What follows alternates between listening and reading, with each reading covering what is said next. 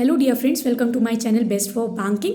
सो इस वीडियो में मैं अपना सेल्फ गिवन एनालिसिस दूंगी आरआरबी पीओ का। दोस्तों, मेरा एग्जाम कैसा था, क्वेश्चंस कैसे आए हुए थे और मैंने कितने क्वेश्चंस अटेम्प्ट किए हैं, सारी चीज़ों को मैं ब्रीफली डिस्कस कर देती हूँ आपके साथ। मेरा जो एग्ज़ाम था आज सेकेंड शिफ्ट में था दोस्तों, जिसकी रिपोर्टिंग टाइमिंग 10:15 पे थी और एग्ज़ाम जो ओवर हुआ था वो 12:30 बजे ओवर हुआ था। तो सबसे पहले जो हमारा सेक्शन ओपन हो रहा है वो रीजनिंग का ओपन हुआ था और रीजनिंग में मिसलेनियस में जो क्वेश्चंस देखने को मिले थे, इनइक्वालिटी के 5 क्वेश्चंस, कोडिंग डिकोडिंग के 5 क्वेश्चंस, ब्लड रिलेशन के 5 क्वेश्चंस, फिर ये हमारा मिसलेनियस पोर्शन था। देन उसके बाद जो पजल्स आई थी, पजल हमारी पैरेलल लो की पजल थी दोस्तों। पैरेलल लो की जो पजल थी उसमें 12% थे। मैं आपको आंसर भी बता दे रही हूँ जो मेरा सीक्वेंस बना था।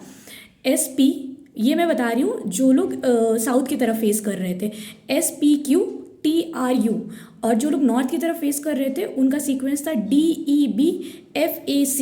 ये मेरा सीक्वेंस बना हुआ था। अगर आपका भी बना हो, सेम शीट में रहा हो, तो प्लीज़ एक बार टैली ज़रूर कर लीजिएगा। और जो नेक्स्ट पजल आई थी अननोन पर्सन की लीनियर सिटिंग अरेंजमेंट, जिसमें टोटल पर्सन जो आ रहे थे वो 8 आ रहे थे और मेरा सीक्वेंस बन रहा था वो AFGBECHD बन रहा था। एक बार आप भी टेली कर दीजिएगा इस चीज़ को। देन फ्लोर फ्लैट बेस्ड वाली पजल आई थी, उसका जो सीक्वेंस बना था वो FCGBDEAH, ये मेरा सीक्वेंस बना था दोस्तों। फिर नेक्स्ट आई थी बॉक्स बेस्ड पजल, इसमें वेरिएबल भी दिया हुआ था और ये मैं इस पजल में स्टक हो गई थी, मेरा टाइम भी वेस्ट हो गया था और ये पजल मुझसे सॉल्व भी नहीं हुई क्योंकि लास्ट के 3 मिनट्स में मैं ट्राई कर रही थी, मेरे से बनी नहीं है पजल। और मिसलेनियस में मैं बात करती हूँ, ऑड वन आउट का एक क्वेश्चन देखने को मिला था, मीनिंगफुल वर्ड था, अल्फा बेस्ड क्वेश्चंस आए थे और नंबर पेयर्स, ये हमारे 4x से एक्स्ट्रा क्वेश्चंस थे रीजनिंग में। तो ओवरऑल जो मैं इसका लेवल बोलूँगी वो मैं बोल सकती हूँ इजी टू मॉडरेट लेवल इसका मेरे को देखने को मिला रीजनिंग का।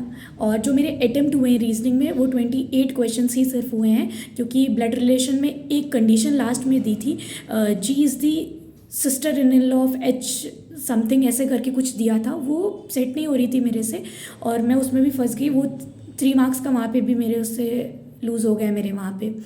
अब मैं बात कर लेती हूँ क्वांट की। क्वांट में मिसलेनियस में क्वाड्रेटिक इक्वेशन आई थी, अप्रॉक्सीमेशन के 5 क्वेश्चंस देखने को मिले थे, रॉन्ग नंबर सीरीज़ के 5 क्वेश्चंस देखने को मिले थे।